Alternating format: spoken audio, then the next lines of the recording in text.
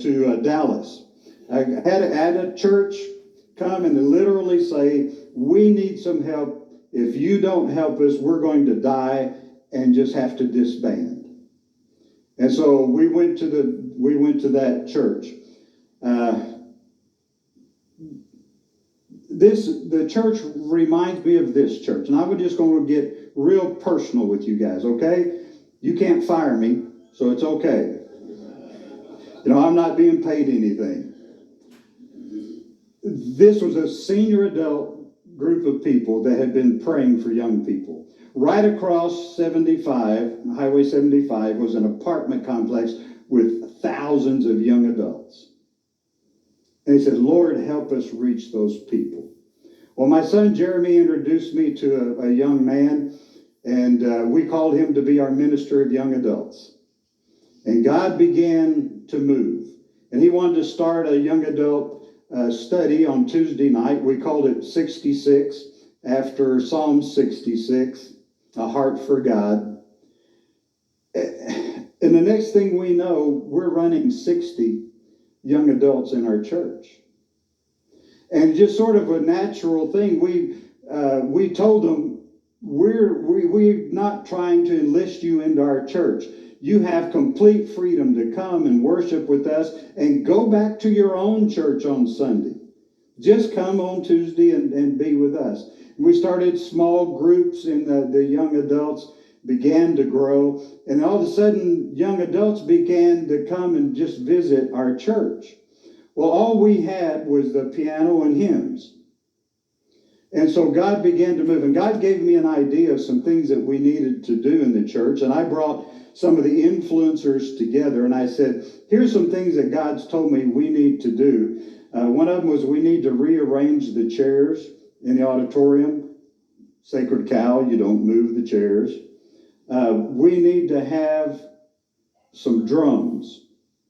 And we can buy electric drums. That way we could turn down the sound if they get too loud. That went over well.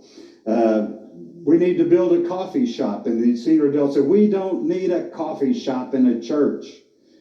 And some other things like a security fence and so on. No one agreed with everything that I said, but they agreed to do everything that I said.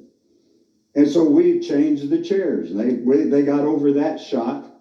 And then we bought a set of drums. And on Tuesday nights, we'd bring them out and we'd play them. And we had the guitars, the keyboards. It was awesome worship. And then we put the drums up and hid them. Sunday morning, couldn't see them. And after a while, we said, we're tired of this. So we're just going to leave the drums on the stage. And so Sunday morning comes, and here's those evil drums on the stage. But we don't play them. And they go, phew.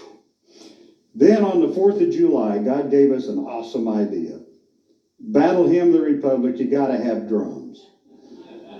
And so we played the drums for the first time in the morning worship service, and we played them from then on. And we built the coffee shop. Do you know who was first to come to church and who took over the coffee shop?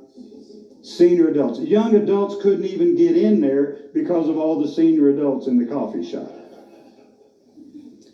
Here's what I'm trying to say to you folks. Those folks, those senior adults, prayed for young adults. They gave up their piano and their hymns for the young adults. They gave up a lot of the leadership in the church to the young adults. It wasn't like, I'm tired of working. No, I've had my time. It's time for them to take over the leadership of the church. They got them to, we leased our building out to a daycare, which gave us some added income, which helped us out. And that was sort of their idea. Let's do that. And so here was a group of people that were willing to give up some of the things they really wanted to reach young adults.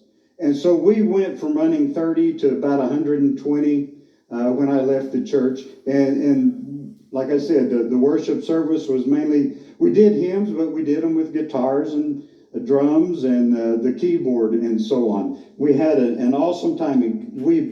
God blessed us. We baptized people. That's what's going to happen in this church if you're going to survive. What's your legacy going to be?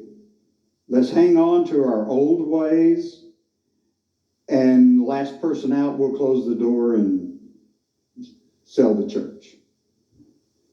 Or you can have a legacy. Your design can be, God's called us to reach this younger generation, and we're going to fund it.